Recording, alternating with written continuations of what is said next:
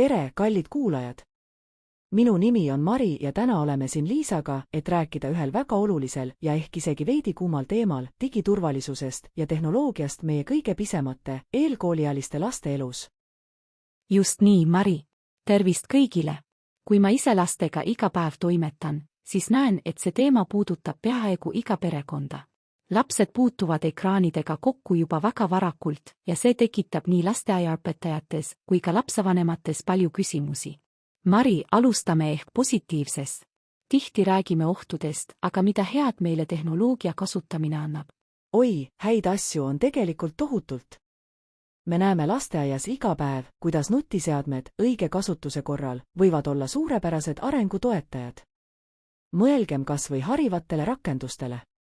On mänge, mis aitavad õppida tähestikku, numbreid, värve. Need on tihti interaktiivsed ja kaasahaaravad, pakkudes hoopis teistsugust õppekogemust kui raamatud. Jah, mäletan, kuidas üks meie rühmapoiss õppis nutirakendusega imeväel kõik tähed selgeks. Või need joonistamisäpid, see on ju puhas loovuse arendamine. Laps saab katsetada erinevaid värve ja tehnikaid, ilma et peaks paberid ja pliiatsid pärast kokku korjama. Täpselt. Ja ärgem unustagem sotsiaalset sidet. Praegusel ajal on videokõned vanavanematega, kes elavad kaugel, täiesti tavaline asi. See hoiab peresid koos, isegi kui vahemaa on pikk. Need on kõik reaalsed, positiivsed võimalused, mida tehnoloogia pakub. Nii et tehnoloogia pole ainult kuri hunt, vaid ka sõber, kui me teda õigesti tunneksime ja kasutaksime. Just nii. Aga nagu igal asjal, on ka sellel oma varjuküljed. Aga räägime siis ka nendest varjukülgedest, mille pärast lapsevanemad tihti muretsevad. Liisa, mis on sinu kogemuse põhjal kõige suuremad ohud, mida sa näed? Minu meelest on üks suurimaid muresid sobimatu sisu. See on teema, mis tihti pinnale kerkib. Laps vaatab mõnd lastesaadet ja järsku hüppab ette täiesti sobimatu reklaam või veel hullem, vägivaldne klipp.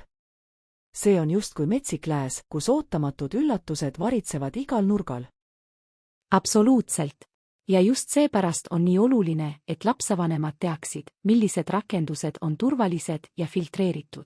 Teine suur murekoht on liigne ekraaniaeg. Me näeme ju lasteaias, kuidas mõnel lapsel on raskusi keskendumisega, nad on rahutud ja vahel on tunda, et see on otseselt seotud liiga pika ekraaniajaga kodus. Jah, uni kannatab, füüsilist aktiivsust jääb vähemaks, isegi sotsiaalne suhtlus eakaaslastega võib kannatada, kui ekraanid võtavad kogu aja. Ja need pisikesed silmad, need on ju nii hellad. Ma olen märganud, et mõnel lapsel on isegi raske raamatut vaadata, sest nad on harjunud ainult ekraaniga. Ja me ei saa unustada privaatsust ja andmete turvalisust. Paljud rakendused koguvad andmeid, näiteks asukoha, nime või piltide näol.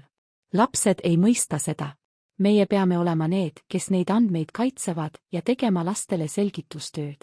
Kuigi küberkiusamine ei ole eelkooliealistel levinud, loome me juba praegu harjumusi, mis tulevikku vaadates olulised on. Nii et kuhu me siis edasi liigume? Mis on see meie, lasteaiaõpetajate ja eelkõige lapsevanemate roll? Meie roll on võtmetähtsusega, oleme teejuhid ja suunajad. Esiteks ja kõige tähtsam, olge kohal ja osalege. Ärge andke lapsele telefoni kätte ja pange teda teise tuppa. Istuge koos temaga, vaadake koos, mängige koos. Küsi, mis sa seal näed, miks see sulle meeldib.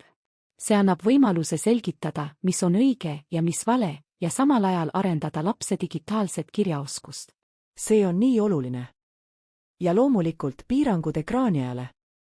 Eelkooliealiste puhul räägime me tavaliselt 30 minutist kuni tunnini päevas jaotatuna osadeks. Loome rutiinid, näiteks ei ekraane tund aega enne magamaminekut, võid söögi ajal nutivaba tsoon. Need annavad lapsele selged piirid. Kindlasti. Ja valige sisu hoolikalt.